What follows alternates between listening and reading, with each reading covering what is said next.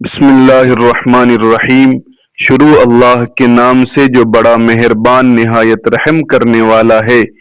بیماری بھگانے والی ایک تسبیح دن میں کسی بھی وقت پڑھیں، رات تک بیماری کو اپنی آنکھوں سے بھاگتے دیکھیں گے، ڈاکٹر خود حیران رہ جائے گا۔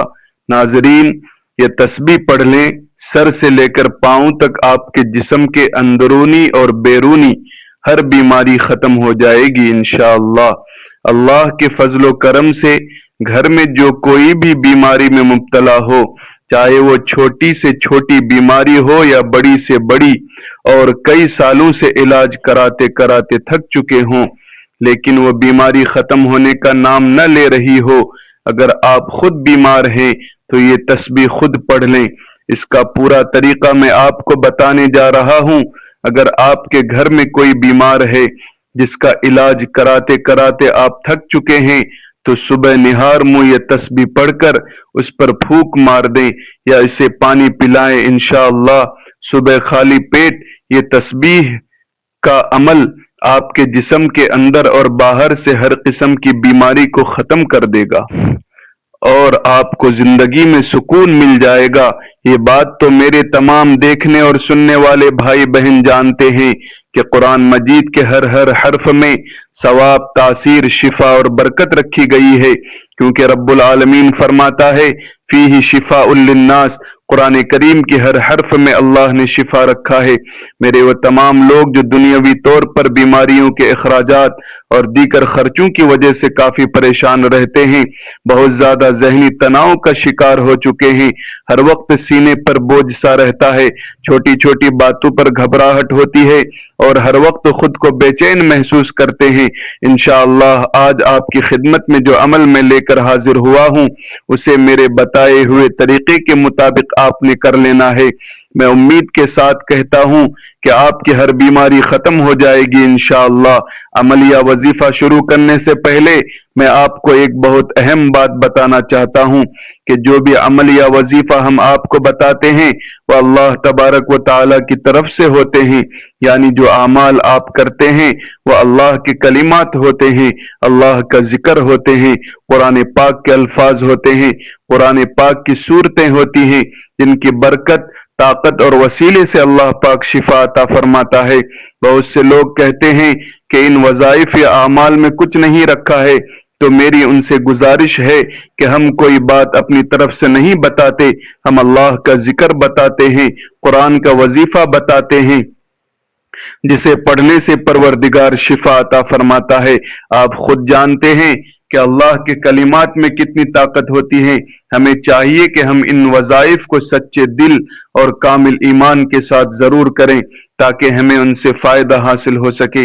اگر آج کی یہ تسبیح پڑھ لینے سے ڈاکٹروں کے خرچے بچ جاتے ہیں، ادویات کے خرچے بچ جاتے ہیں اور مریضوں کے امراض صحیح ہو جاتے ہیں، تو آپ بتائیں اس سے بڑی کامیابی اور کیا ہو سکتی ہے؟ یہ انسان جو صدیوں سے، کئی سالوں سے بیماریوں کا شکار ہوتا ہے، اس کی زندگی کی ایک ہی تمنا ہوتی ہے کہ اسے سکون مل جائے، بیماری سے نجات مل جائے، شفا مل جائے۔ اس کے لیے شفا سب سے بڑی دولت ہوتی ہے۔ ناظرین، حضرت علی رضی اللہ تعالیٰ عنہ کے پاس ایک شخص آیا اور ذکر کیا کہ مجھے رات کو ٹھیک سے نیند نہیں آتی، سو نہیں پاتا ہوں، اور جب صبح اٹھتا ہوں تو پورے جسم میں درد رہتا ہے اور وہ درد بڑھتا رہتا ہے۔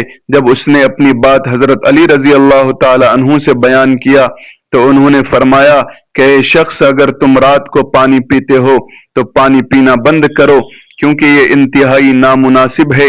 رات کو پانی پینے سے درد شروع ہو جاتا ہے، لیکن اللہ پاک اسے شفا دینا چاہے تو دے سکتے ہیں، ورنہ اس کا علاج ناممکن ہے۔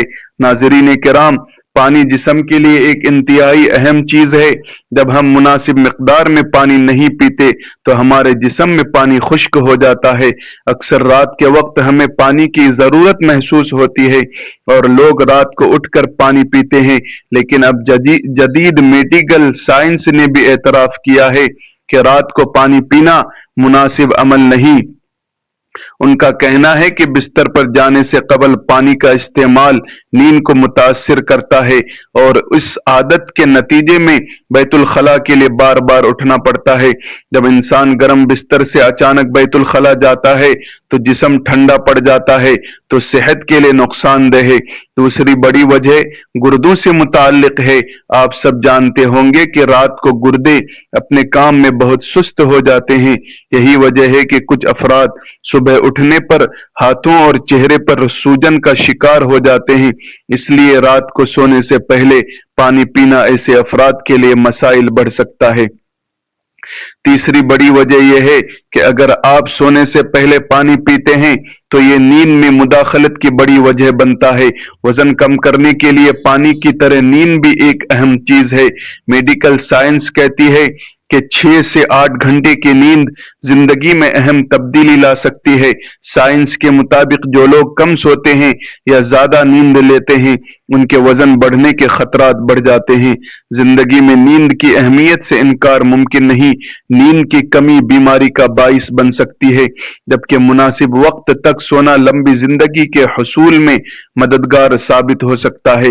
ایک رات کی خراب نیند اگلے دن کو خراب کر سکتی ہے، یعنی کام پر توجہ نہیں رہتی یا غلطیاں ہونے لگتی ہیں۔ تمام نیند کی کمی سے قطعی نظر اکثر افراد کو ایک عجیب مسئلے سامنا ہوتا ہے، اور وہ ہے سونے کے بعد آدھی رات کو اچانک آنکھ کھل جانا۔ اللہ تبارک و تعالیٰ نے رات آرام کے لیے بنائی ہے۔ رات بھر کی پرسکون نیند انسان کو اگلے دن کے لیے چاق و چوبند کر دیتی ہے۔ انسانی جسم کو اللہ تبارک و تعالیٰ نے ایک توازن کے ساتھ تخلیق کیا ہے۔ اس توازن میں جسم کا بگاڑ اس کے اندر کسی خرابی کی نشاندہی کرتا ہے۔ چینی ماہرین کی تحقیق کے مطابق اگر انسان کی آنکھ ہر روز رات کے کسی خاص وقت میں کھلتی ہے تو اس کا واضح مطلب کسی جسمانی یا روحانی خرابی سے ہو سکتا ہے۔ ناظرین، اس کے علاوہ بھی بہت ساری وجوہات ہو سکتی ہیں کہ آنکھ کیوں کھلتی ہے۔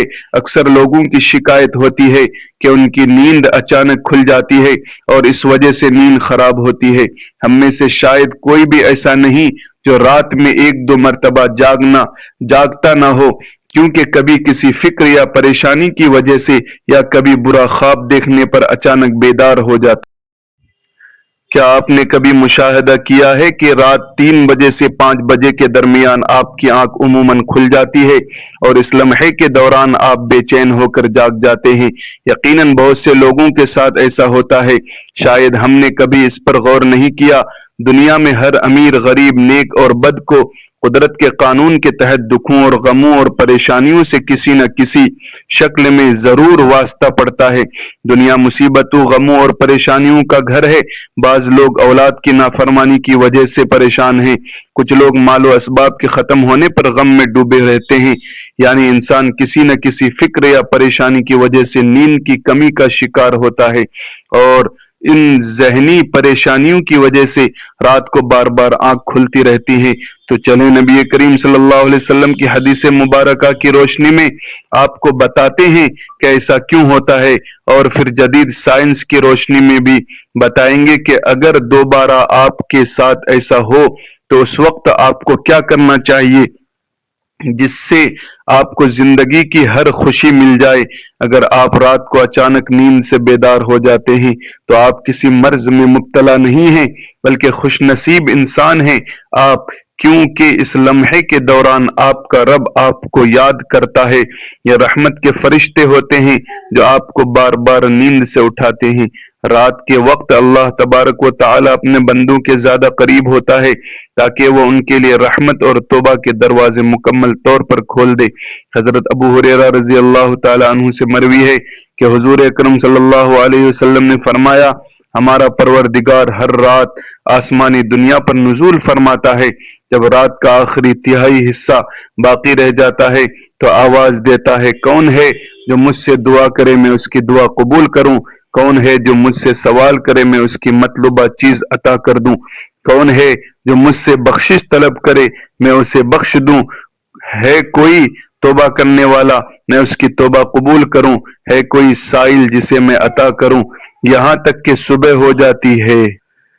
اسی طرح ایک اور حدیث مبارکہ کے الفاظ ہیں، حضرت ابو سعید خدری رضی اللہ تعالی عنہ اور حضرت ابو ہریرہ رضی اللہ تعالی عنہ سے مروی ہے کہ رسول اکرم صلی اللہ علیہ وسلم نے فرمایا، اللہ تبارک و تعالی توقف کرتا ہے حتیٰ کہ رات کا 1/3 حصہ گزر جاتا ہے، پھر آسمانی دنیا پر نزول فرماتا ہے اور آواز دیتا ہے کوئی مغفرت کا طلبگار، میں اس کی مغفرت کروں، ہے کوئی توبہ کرنے والا، میں اس کی توبہ قبول کروں، ہے کوئی سائل، میں اسے عطا کروں، ہے کوئی دعا کرنے والا، میں اس کی دعا قبول کروں، حتیٰ کہ فجر ہو جاتی ہے۔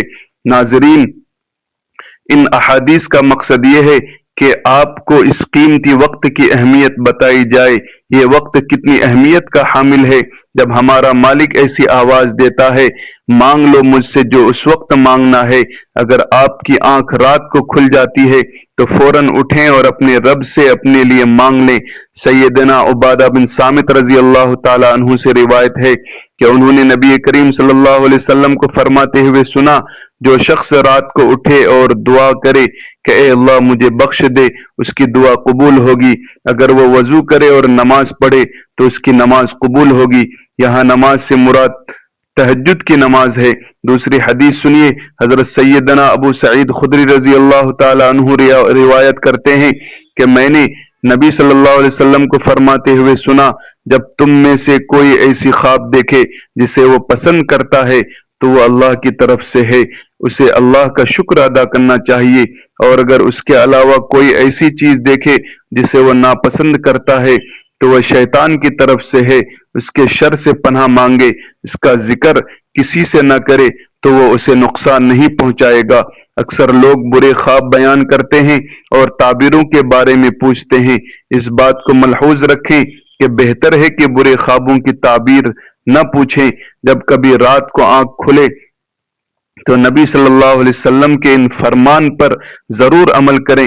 اگر آپ کا بستر سے اٹھنے کا دل نہ کرے تو پہلی حدیث مبارکہ پر عمل کر کے 2 سے 5 منٹ کے لیے دعا کریں کہ اے اللہ مجھ پر اپنی رحمت فرما اور اس مقدس لمحے سے فائدہ اٹھانے کی ہمت اور توفیق عطا فرما۔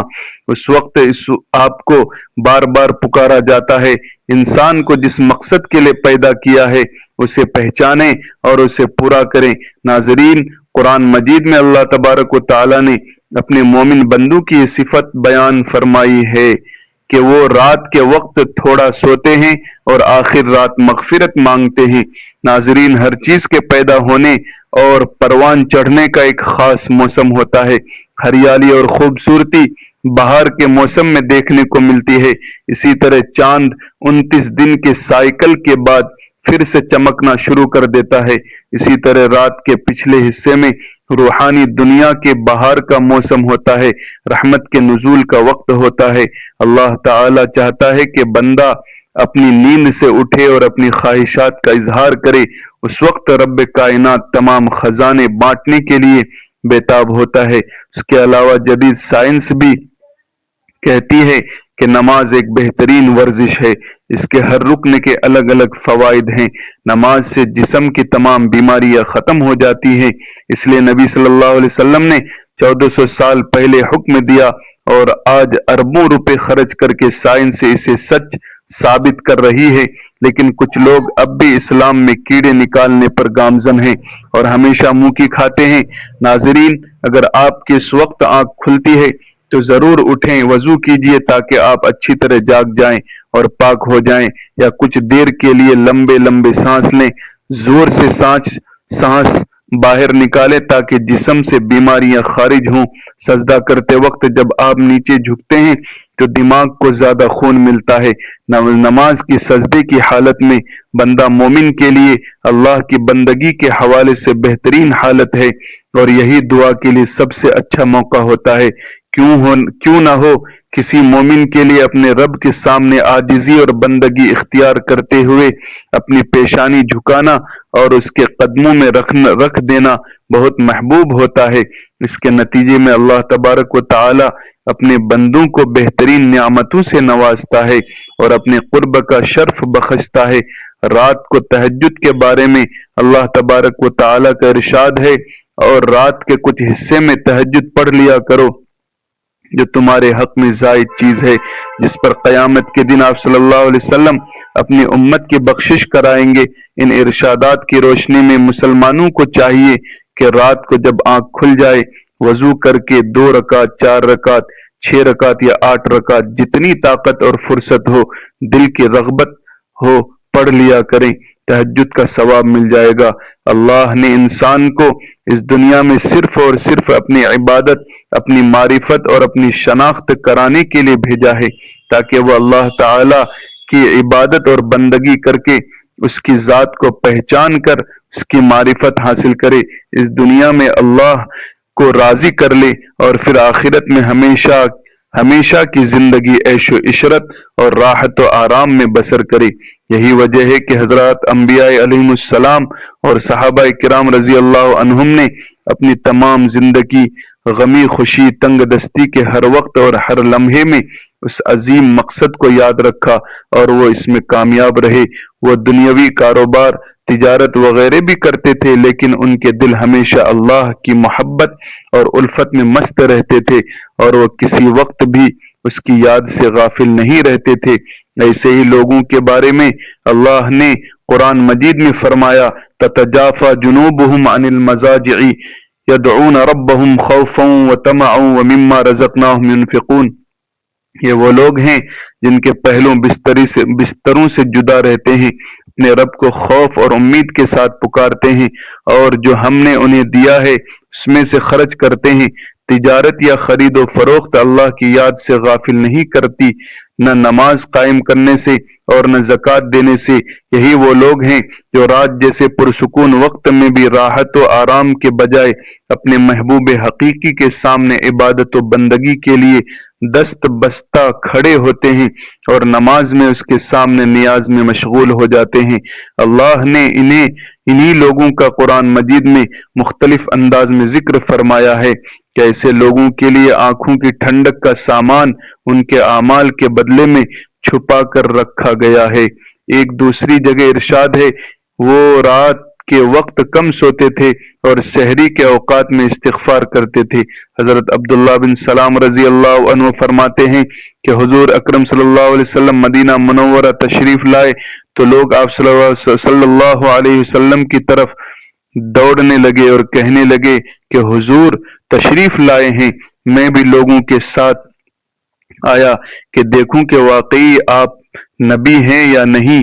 میں نے آپ صلی اللہ علیہ وسلم کا چہرہ مبارک دیکھ کر کہا، یہ چہرہ جھوٹے شخص کا نہیں ہو سکتا۔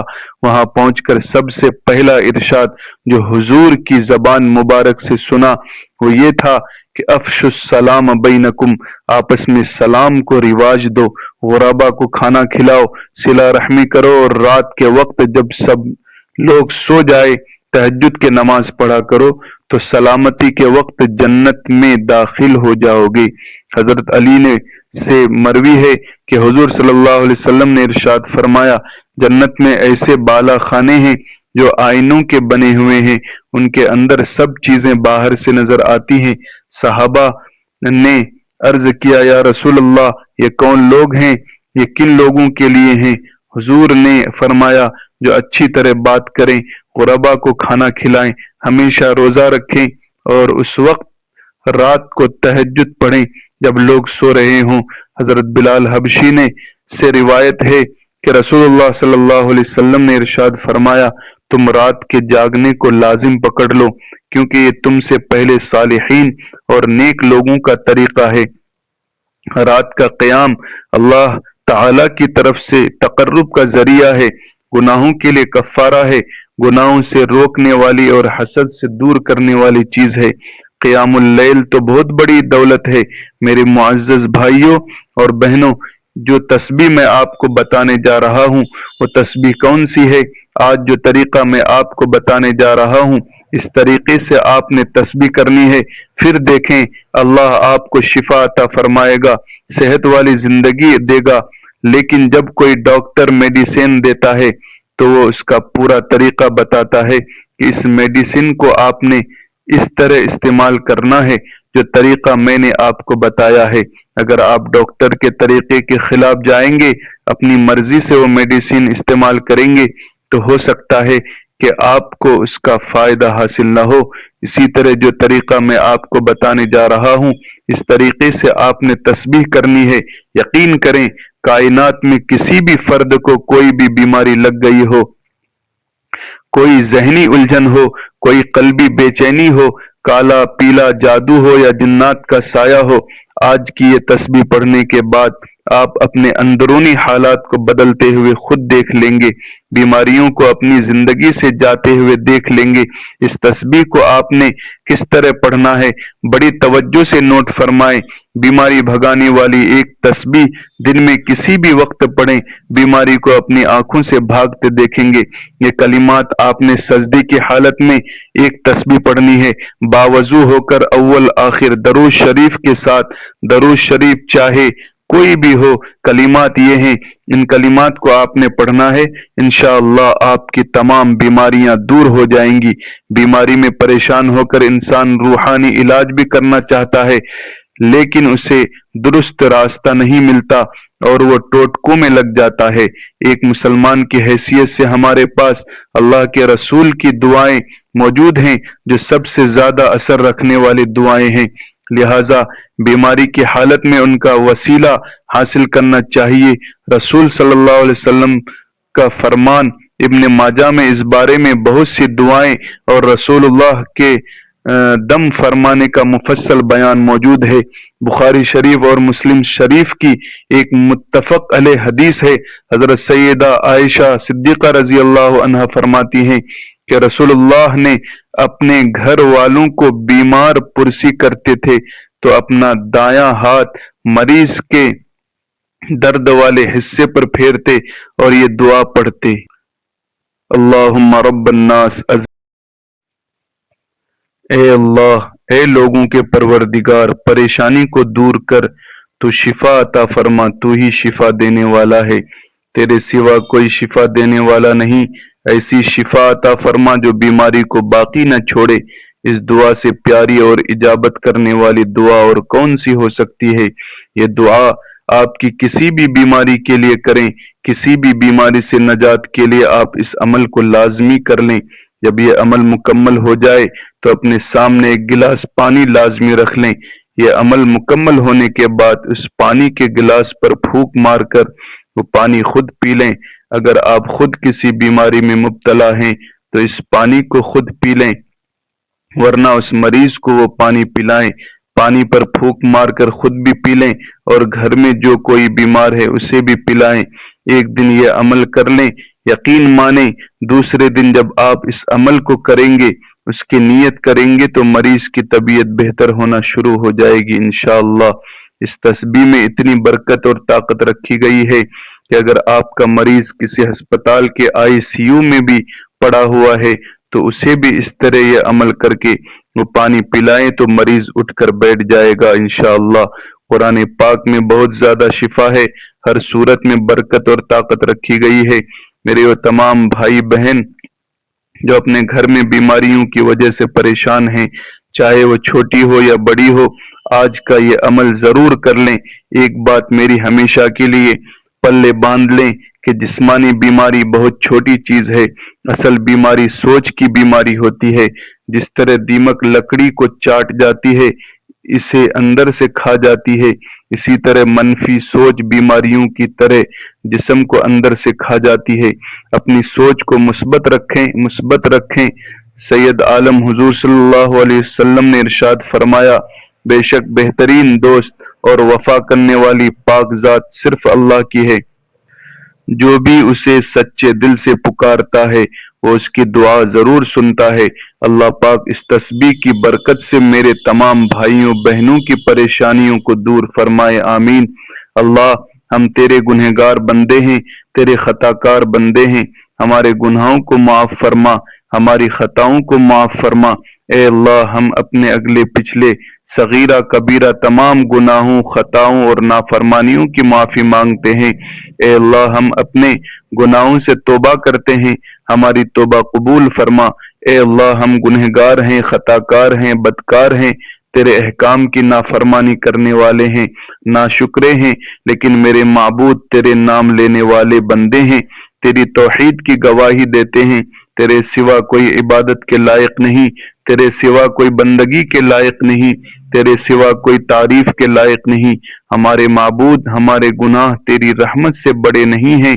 اللہ پاک ہمیں گمراہی کے راستے سے ہٹا کر صراط مستقیم پر چلا۔ اے میرے مولا، تو ہماری اس دعا کو اپنے حبیب کے صدقے میں قبول فرما، آمین۔ ناظرین، گزارش ہے کہ اپنے رزق میں حصول برکت کے لیے اللہ تعالیٰ کے 99 ناموں میں سے کوئی ایک نام کمنٹ میں ضرور لکھیں۔ ویڈیو اچھی لگی ہو تو ویڈیو کو لائک کریں، شیئر کریں اور چینل کو سبسکرائب کرنا نہ بھولیں۔ پھر ملتے ہیں دوستو کسی اگلے ویڈیو میں۔ اللہ تعالیٰ ہم سب کو عمل کی توفیق عطا فرمائے۔